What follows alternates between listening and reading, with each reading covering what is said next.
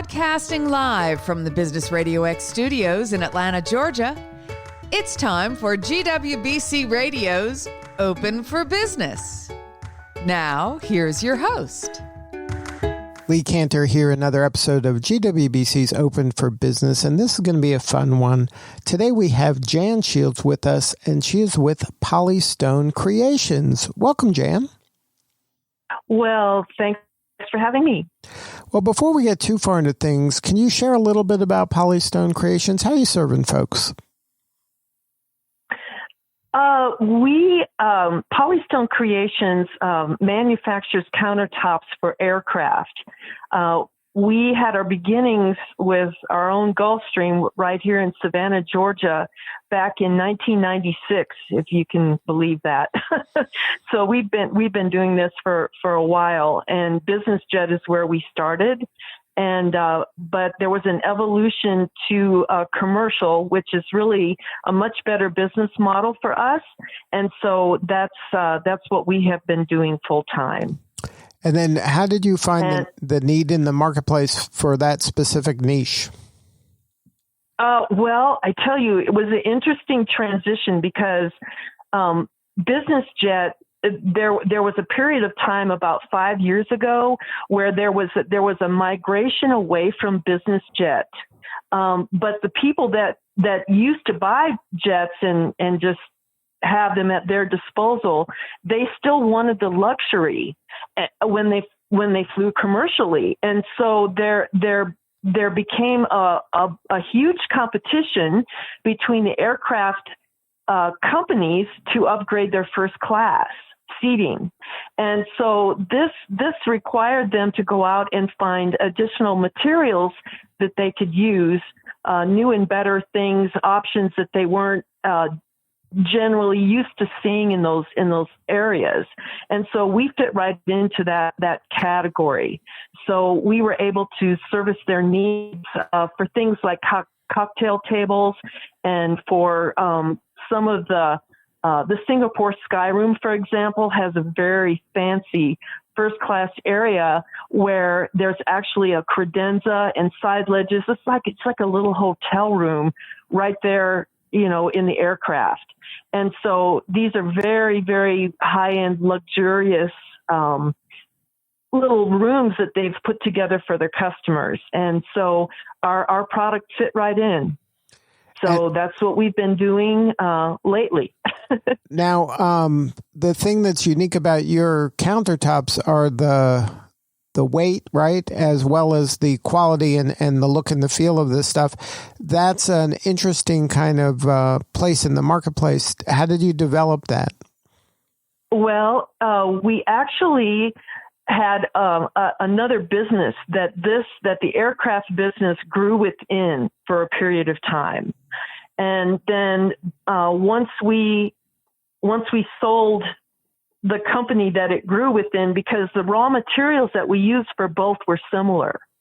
And that's really what gave us the ability to get into this, number one, and grow with it as we went along. And I would say one of the things that the designers love about working with us the most is that they can come to us with something like a natural stone, and they can say, okay, we want you to match in your process this marble. We want you to create this marble, or we want you to create something, and they'll describe it to us, that's very white but has a pattern of dark specks or whatever they're looking for, and we're able to do the custom color. And that way, the colors can match really elegantly in the space, rather than just hope that you found a natural stone that fits in there. Exactly. Now, and that's why they keep coming back, because they always want something new. Now, does the stone also work for homes, or is this meant just specifically for aircraft? We could definitely make countertops for home use. In fact, that was exactly what our previous business was. We were making something similar for residential and commercial use in homes, but we've become so busy with our aircraft work that we you know, when your day job is filled with the highest end product you can make, you tend to stay there. Right. And so we've definitely stayed with aircraft. We've done a few yachts over the years, but they were very high end yachts. So the aircraft is good production work though, because United Airlines was one of our biggest customers as well, and they had a project that they called Polaris, and it was a 7-year program. Wow! So when you can take on a program that spans that length of time, it puts you in a really good position. So now, are you being creative with your clients in order to keep serving them? Well, right now, they have had to kind of, it's like they're hibernating in a way. That's all I can say, because things have really impacted what they're doing right now. But I feel like as soon as the climate changes and people get back out there, things could go back to somewhat normal production as quickly as they shut down. So it's just really unpredictable. And one example I could give you is Rockwell Collins, because they have a Philippines. They have a plant in the Philippines, and when all of this started and it became a worldwide event, we were told, okay, you know, we got to suspend shipping for a period of time. And so they would defer our orders. But right now, what's happening as they're getting back in motion is that they're bringing all those orders back and even accelerating them. So even if we have some customers that have moved and deferred their programs out a bit, we've got others that are coming on strong. And we're working with Japan Airlines on a new program that's almost as big as United was. So it's, you know, these programs take a number of years to develop, and so it's always good to have new things that we're working on, and that has not stopped. Now, how about share a little bit for our listeners, some advice when you're dealing with this higher end, you know, kind of luxury product or service? How is that different, and what kind of tips can you recommend of really delivering that same level of service that they expect? Okay, yeah, they're always looking for something new. And they're looking for a company that can serve them on all levels. And what I mean is that you've got to be able to deliver the aesthetic they're looking for. You've got to be able to deliver the quality. We have a real interesting little element in our product, and that's that it's very velvety to the touch.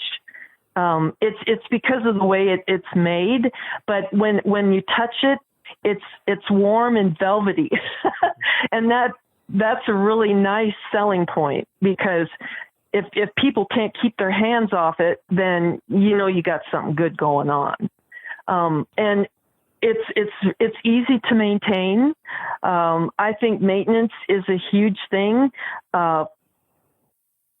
It's like natural stone has had a high status for many years, and I don't think it'll ever go away. You know, natural stone is where we take our inspiration. But in reality, this is better than natural stone because it's so user friendly. It's antimicrobial. You're not going to have bacterial growth. We have an NSF certification, means you could serve food on it if you wanted to. And those are really nice features to have. So, you know, the designers really get it all. They get the style they want, they get the color they want, they get the form they want. And if you can meet all that criteria, you can really deal with these high-end customers because they're getting the latest and the greatest. Now, and always something new. So right, so you have the flexibility to be able to do that and deliver that as well. So you're really hitting on all the important components they need in a service provider or partner. Exactly. Now, how has the GWBC impacted your business? Has that organization helped you? Oh, it has. United, when we first started with our contract with United, they really encouraged me to go ahead and get my certification because it's a real benefit to a company like them to use the woman-owned business. And so it's quite a process, as anyone that's been through it can tell you. And I'm up for renewal right now, but it's a very worthy thing because it's a benefit to my customer. And not only that, it's a benefit to me personally because I have a group of people that are very engaged in business that we're trying to do, and we can work together. And I think the collaborative factor is huge. Now, going through this pandemic that we're doing and the impact it's impacting everybody, is there any thing that you've learned that maybe you've had to change a little bit, but it might pay off later on down the road? Then maybe you're doing some things a little differently now that you'll be able to use in the future when the pandemic is over? Well, it's just very interesting how things evolve because I early on when things kind of just absolutely went to sleep. It's almost like, the industry went under anesthetic or something. It was like, and that's a very unnerving thing because we were at the peak of production. I mean, 2020 was going to be our best year in business. And to have this present was I can say shocking. It was kind of a shocking thing, but almost at the very same time, a need arose within an organization that I've grown that does executive coaching, and this group of people, they have a distribution organization, and there was an invention of some of these personal protective equipment shields that you can wear on a face mask. It's instead of wearing a mask up against your nose and mouth, it sits on the bill of a visor or a ball cap. And so it sits out from your face, but you're getting protection not only from your mouth and nose, but for your eyes as well.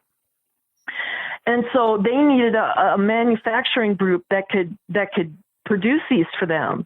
And so it's been about a month ago now, and we're hoping to get up to 10,000 units a week with this distribution.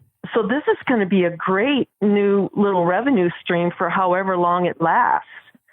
And not only that, but we're going to be making barriers for places like banks and credit unions, because right now, as they're reopening, they need these pieces of protective barriers so they can deal with their customers and everyone feels safe in the space. So it's just a really great little thing to help us connect our dots, because there's still aircraft work going on, but this is a very nice addition to that, and I would very much like to see it continue.